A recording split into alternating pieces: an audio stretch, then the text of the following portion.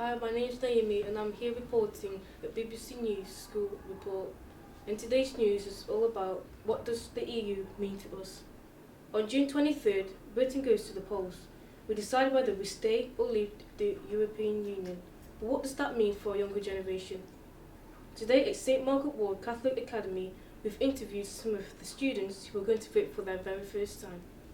Georgia, from Year 13, pointed to the fact that university funding often comes from the EU and allows students the freedom of movement between different institutions.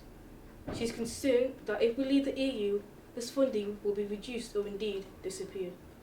Foreign students bring in revenue to this country. As they are qualified, they can work anywhere within the EU. On the other hand, Rees disagrees with this as he says that leaving the EU will mean that more places become available as universities won't take a quota for foreign students. Therefore, open up university places for British students. Effectively, this will bring more economic growth to the country because students won't get their education here and then work in their home country. This is a very complex situation because as a young person, we don't really see the importance of this. But whatever decision is made, it will affect our future. This is Abdullah from BBC News School Report. Recently, two sixth formers from our school went to a history visit to the middle of Poland, to Austerlitz.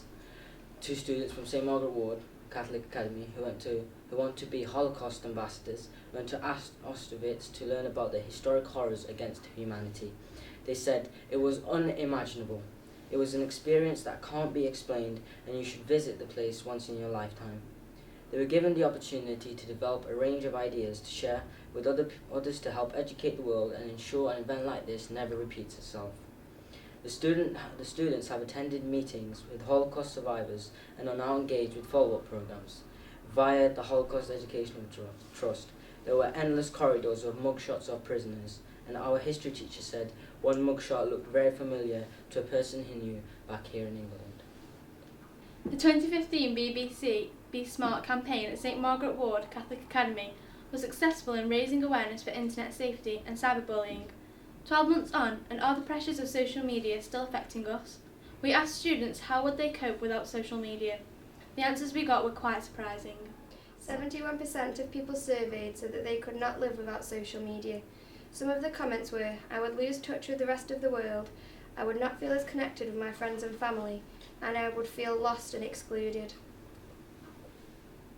We also asked some students what social media they used. These are our results. 34% Facebook, 14% Snapchat, 26% Instagram, 9% Twitter, 9% WhatsApp, and 8% Kiwi. However, there were still some concerns regarding cyberbullying.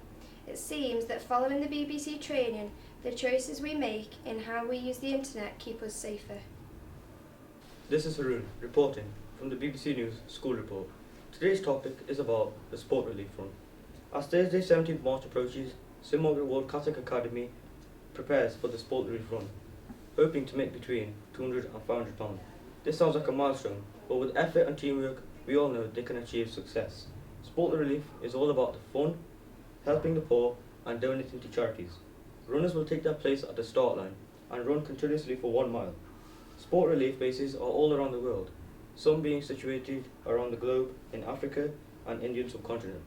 Mr. Pearson and Mr. Anslow and all the PE department are hoping for a great success.